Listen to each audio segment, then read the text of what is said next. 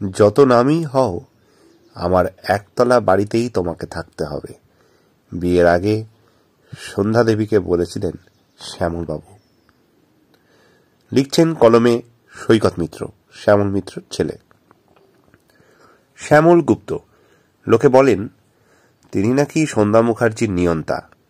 আমি কিছুটা হলেও চোখে দেখেছি শ্যামল মিত্রর ছেলে।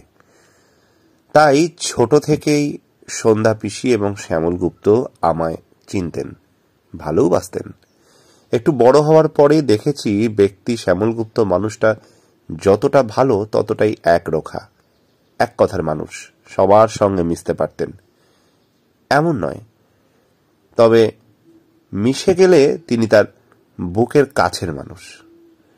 পরে বড় হয়ে যখন ওর লেখা গান করেছি, কত সময় ফোন করে আমায় গানের কথা বুঝিয়ে দিয়েছেন, শিখিয়ে দিয়েছেন কি করে উচ্চারণ করব।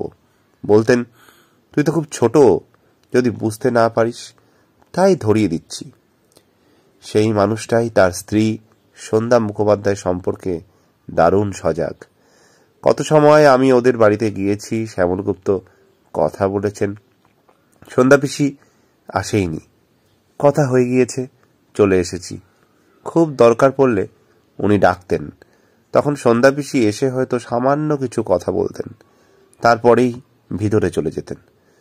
যতদিন জীবিত ছিলেন তাকে ডিঙিয়ে বা এড়িয়ে সন্ধ্যা মুখোপাধ্যায়ের নাগাল কেউ কখনো পাননি। বাস্তবে এরা পরস্পরকে কিন্তু চোখে হারাতেন। সেই সময় তাদের প্রেম অসম ছিল। মুখোপাধ্যায় পরিবারের মেয়ে গুপ্ত পরিবারে যাবে একেবারে মানতে পারেননি সন্ধ্যা পিসির বাড়ির কেউ। ফলে বহুদিন পর্যন্ত তারা অপেক্ষা করেছেন একে অন্যের জন্য। তাদের সেই প্রেম জন্ম দিয়েছে কিছু চিরদিনের চিরকালের গানের। আমি এত যে তোমায় ভালোবেসেছি, বা আর জনমে হয়ে যেন গো তোমায় ফিরে পাওয়ার মতো গান তাদের ভালোবাসার চিহ্ন। অবশেষে দুই শিল্পীর প্রেমের কাছে নতি স্বীকার করতে বাধ্য হয়েছিলেন সন্ধ্যা পিসির পরিবার।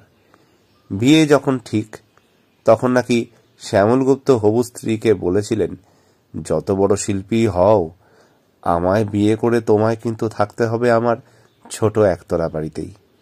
পিসি কোনোদিনই মুখ ফুটে কিছু বলার মানুষ নন। সেদিনও চুপচাপ শুনেছিলেন।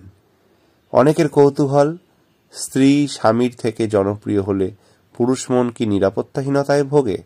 সেই অনুভূতি থেকেই কি এই দাপট? আমি বলবো এর পাশাপাশি আরও একটি কারণ ছিল। সন্ধ্যা পিসি ভীষণ নার্ভাস ছিলেন। তার উপরে যখনই কোথাও যেতেন তাকে ঘিরে লক্ষ লোকের ভিড়। সেই মুহূর্তে একজন নারীকে আগলাতে একজন দাপুটে পুরুষেরই প্রয়োজন। শ্যামলগুপ্ত ছিলেন সন্ধ্যা মুখোপাধ্যায়ের জীবনের সেই আগল, সেই যিনি শেষ দিন পর্যন্ত তার দায়িত্ব পালন করে গেছেন, আর তার হাতে নিজেকে সঁপে দিয়ে নিশ্চিন্তে গান নিয়ে জীবন কাটিয়ে গেছেন গীতশ্রী সন্ধ্যা মুখোপাধ্যায়।